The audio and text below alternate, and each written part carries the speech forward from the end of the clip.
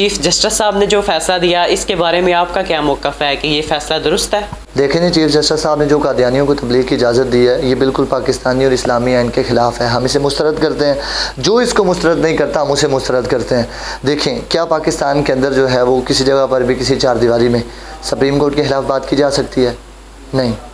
کیا آپ فوج کے خلاف بات کر سکتے ہیں؟ نہیں. جب اداروں کے خلاف یا عہدیداران کے خلاف آپ بات نہیں کر سکتے تو پھر رسول اللہ کے خلاف بات کرنے کی اجازت کیسے دی جا سکتی ہے؟ قادیانی نہ اقلیت ہے اور نہ اسلامی فرقہ ہے، بلکہ یہ اسلام کی توہین پر مبنی ایسا سیکٹ ہے، ایسا گروہ ہے جو اسلام کی توہین کرتے ہیں، سرکار جان عالم کی شان میں بے ادبیاں کرتے ہیں.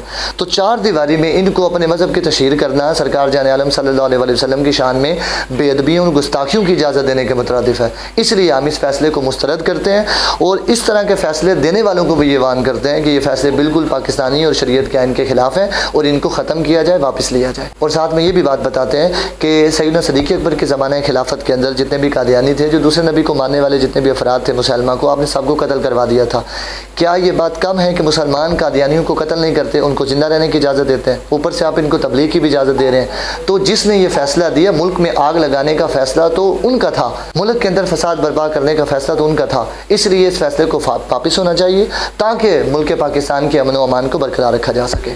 دوسرا سوال میرا یہ ہے کہ چیف جسٹس صاحب کے سر کی قیمت لگائی گئی، کیا ایسا کرنا ضروری تھا؟ اگر آپ کے پاس اس کے علاوہ کوئی اور فارمولہ ہے تو وہ آپ بتا دیں، اس پہ عمل کر لیتے ہیں. اس ملک کے حالات تو یہ ہیں کہ جب تک قوم سڑکوں پر نہ نکلے یا دھرنا نہ دے، ہمارے حکمران تو بات سننے کے لیے بھی تیار نہیں ہوتے. آج بنگلہ دیش میں آپ دیکھ لیں، سینا واجد کے خلاف پوری قوم نکلی، لاکھوں لوگ اس کے قتل کے در پہ ہو گئے، وہ ملک چھوڑ کر کے بھاگ گئی. میں نے کہا اس نوبت تک لوگوں کو کون لایا؟ آج چیف جسٹس صاحب کے سر کی قیمت لگی تو اس نوبت تک ان لوگوں کو کون لے کے آیا؟ کیا ان کا وہ فیصلہ تھا؟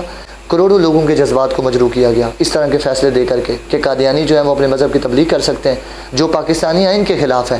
بحیثیت مسلمان اس پر میں یہ بات کرتا ہوں کہ اگر ہمارے اندر غیرت ہوتی نا تو چیف جسٹس صاحب کبھی اس طرح کا فیصلہ نہیں دے سکتے تھے. ادھر تو شادی وال کے اندر وہ مرزائیوں کا ایک پیزا ہٹ موجود ہے، 10 سال سے کم و بیش وہ موجود ہے، آج تک وہ چل رہا ہے. اس کا مطلب یہ ہے کہ مسلمان ان سے پیزا لے کر کے کھاتے ہیں، تبھی تو وہ چل رہا ہے نا. اگر مسلمانوں میں غیرت ایمانی ہوتی، ہم اپنے باپ کی دشمن کی دکان پر سودا لینے کے لیے نہیں جاتے اور رسول اللہ کے دشمنوں سے ہم جا کے پیزے کھاتے ہیں. کبھی ہم نے یہ سوچا ہے؟ وہ تو سیدنا صدیق اکبر نے یہ بات بیان فرمائی تھی کہ مشرکین اور کفار کا جو کھانا کھایا جائے گا اس سے جسم کا جو گوشت کا حصہ جو بنے گا نا وہ قیامت کے دن جہنم کی آگ میں جلایا جائے گا. دوسری طرف یہ نہیں ہم دیکھتے کہ یار وہ رسول اللہ کے دشمن ہے، اپنے باپ کے دشمن کا ہم لحاظ کر لیتے ہیں کہ اس کے پاس نہیں جانا، لیکن رسول اللہ کے دشمن کے لیے ہم ذرا بھی نہیں یہ دیکھتے. ادھر اسرائیلی پروڈکٹس کی بائیکاٹ کی بات چلی تو آپ دیکھ لیں، دھرنا دے کر کے انہوں نے مطالبات کو منوایا، لیکن حکمران پھر بھی ان پروڈکٹس کا بائیکاٹ نہیں کیا گیا اور پوری قوم ان پروڈکٹس کو استعمال کرتی ہے.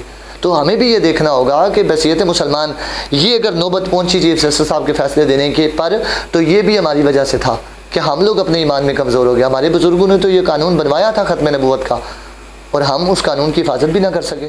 اٹھو عدالت الحبیب سے جڑ جاؤ، ذکر مصطفیٰ اور محبت مصطفیٰ کو عام کرو اور زمانے پہ چھا جاؤ.